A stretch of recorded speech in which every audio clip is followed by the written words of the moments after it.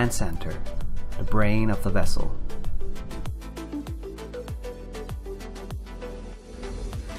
Entering through the stairs, we'll start off from the bridge wing.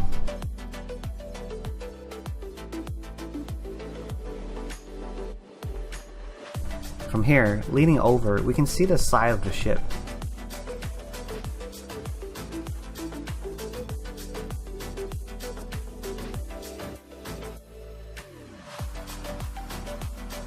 It's a critical vantage point for when berthing or docking. The captain and the harbor pilot usually stand around here so that they can gauge the position of the ship.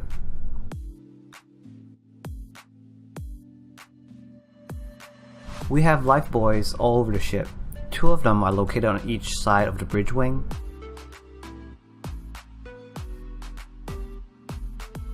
They are specially designed with a quick release mechanism for speedy rescue.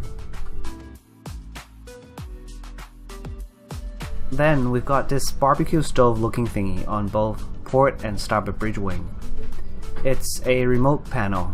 Here you find controls for the bow thrusters,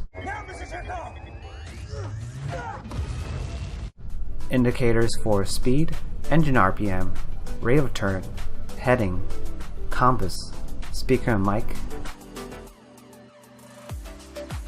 This is a gyro repeater for taking bearings of objects or celestial bodies.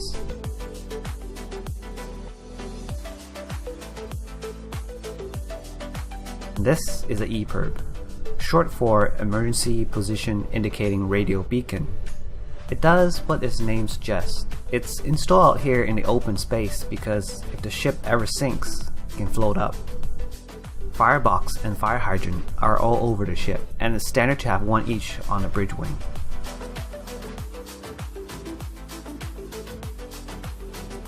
Inside the bridge, CO2 extinguisher for all the electronics in case of a fire, pantry for snacks and drinks.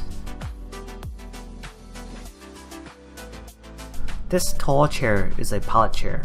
There is always a designated pilot chair for maritime pilots, no matter what type of ship you're on. An azimuth ring, used in conjunction with the gyro repeater outside for taking bearings of objects. SART on each side of the bridge. SART is short for Search and Rescue Radar Transponder. This is what it looks like when it's activated. The other ships can locate you from the radars. CVS, with its turning motion, on a heavy snow day, it'll clear the glass so we can see the outside. Fire plan, damage control plan, dangerous good plan, all for emergency use. Most unfortunate, Captain. There's no stopping it. Titanic will founder. Visibility is the utmost importance in navigation, so we've got sunscreen for all the windows. Moving on to the center console, this is where most of the electronic navigation equipments are. Starting from the port side, we've got DGPS for positioning, LORAN-C, which no one uses anymore, AIS, Automatic Identification System for the ship, ECDIS, short for Electronic Chart Display Information System. It's a digital version of paper charts.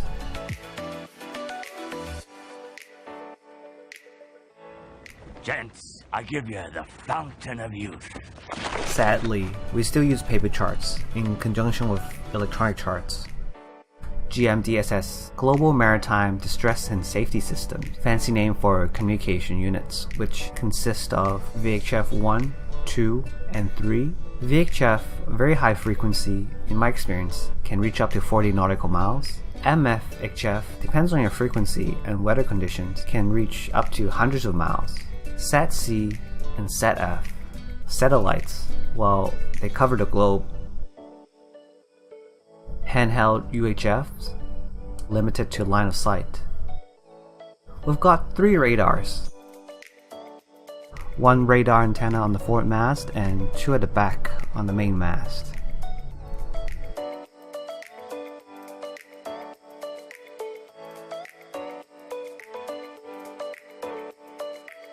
numerous indicators,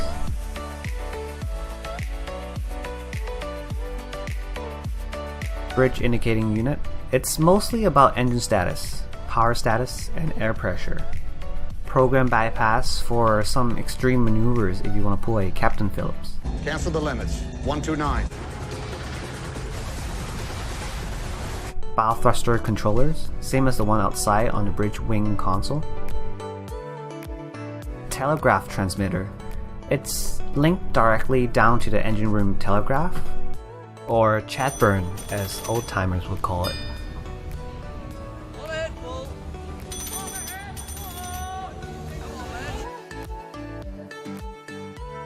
Steering gear controls.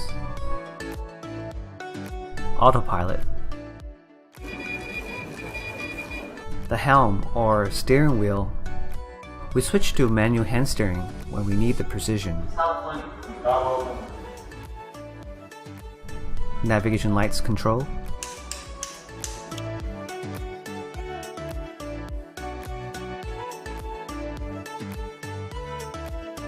Pilot door indicator.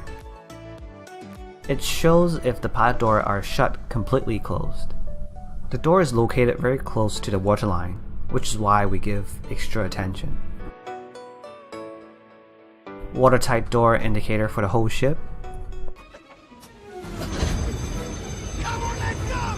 Get out the door! They're closing the door! Get out!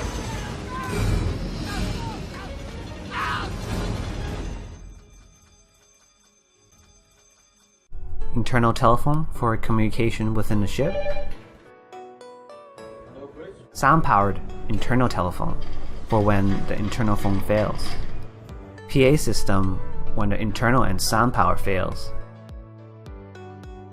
Cadet when internal, sound powered, and PA system fails. You send him to pass messages. Morse code key.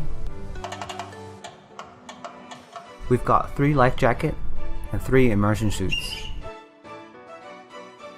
12 rocket flares, just like the ones in Captain Phillips.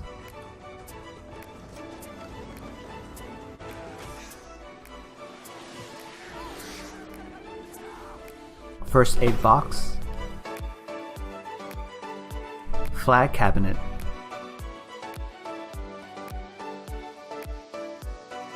That's about it for the bridge tour. No emergency escape this time around. It's a small space, very compact, but with lots of equipment.